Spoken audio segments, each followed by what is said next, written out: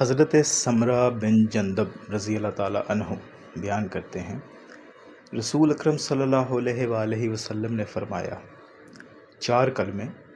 سبحان اللہ، الحمدللہ، لا الہ الا اللہ اور اللہ اکبر بہترین کلام ہیں۔ اور ایک دوسری روایت میں اللہ کو 4 کلمے انتہائی پسند ہیں، سبحان اللہ، الحمدللہ، لا الہ الا اللہ اور اللہ اکبر۔ ان میں سے جسے بھی پہلے پڑھو وہ تمہارے لیے مضر نہیں۔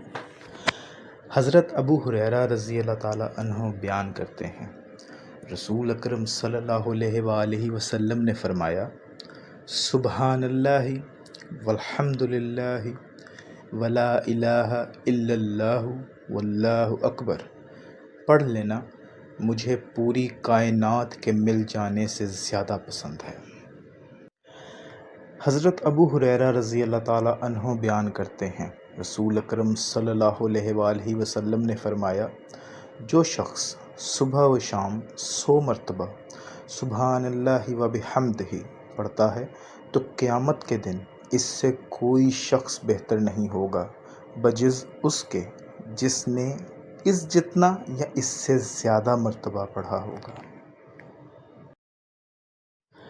حضرت ابو ہریرہ رضی اللہ تعالیٰ عنہ بیان کرتے ہیں، رسول اکرم صلی اللہ علیہ وآلہ وسلم نے فرمایا، 2 کلمے سبحان اللہ و بحمدہ سبحان اللہ العظیم